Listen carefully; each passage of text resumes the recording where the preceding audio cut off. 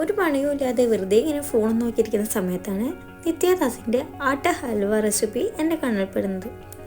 എന്നാൽ പിന്നെ അത് തന്നെ ട്രൈ ചെയ്യാമെന്ന് ഞാനും വിചാരിച്ചു.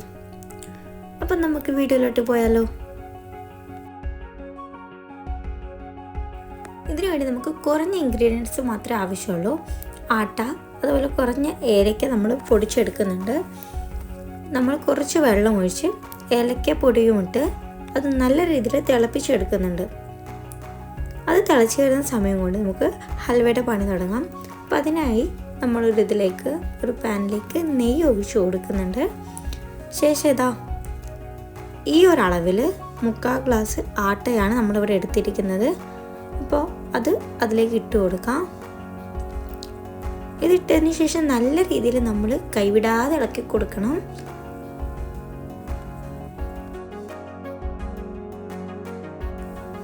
ഈ ഒരു പരുവമായിട്ടുണ്ട്. അപ്പം ഞങ്ങൾക്ക് നെയ്യ് കുറവാണെന്ന് തോന്നി. അപ്പം നമ്മൾ കുറച്ച് ഓയിൽ കൂടെ അതിലേക്ക് ഒഴിച്ച് കൊടുക്കുന്നുണ്ട്.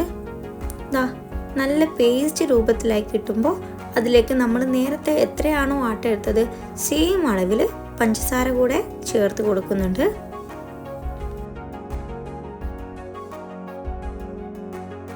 എത്ര പഞ്ചസാര വേണ്ടെന്നുള്ളൊരു പഞ്ചസാരയുടെ അളവ് കുറച്ച് കുറക്കാവുന്നതാണ്. ഇതാണ് ആക്ച്വൽ അളവ്.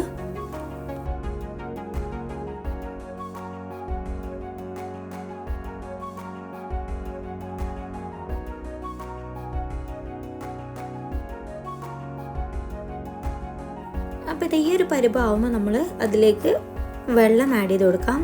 നിങ്ങളുടെ കയ്യിൽ പാലുണ്ടെങ്കിൽ പാൽ ഒഴിച്ച് കൊടുക്കുന്നതാണ് ഏറ്റവും നല്ലത്. ഞാനിവിടെ വെള്ളമാണ് യൂസ് ചെയ്തത്. അപ്പോൾ കുറച്ച് വെള്ളം ഒഴിച്ച് നല്ല രീതിയിൽ നമ്മളിതൊന്ന് മിക്സ് ചെയ്തെടുക്കുന്നുണ്ട്.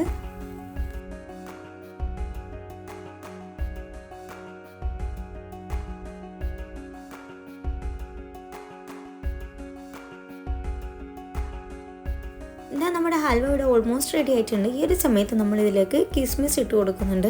നിങ്ങളുടെ കയ്യിൽ ആൽമണ്ടോ ബദാമോ എന്താ ഉള്ളതെന്ന് വെച്ചാൽ നമ്മുടെ ഇഷ്ടത്തിനത് ചേർത്ത് കൊടുക്കാവുന്നതാണ്. അപ്പോൾ നമ്മുടെ ഹൽവയൊക്കെ ഇവിടെ റെഡിയായി വന്നിട്ടുണ്ട്. നമ്മൾ ഫ്ലെയിമൊക്കെ ഓഫ് ചെയ്തു. ഇനി ഇത് നമുക്കൊരു പ്ലേറ്റിലേക്ക് സെർവ് ചെയ്യാം.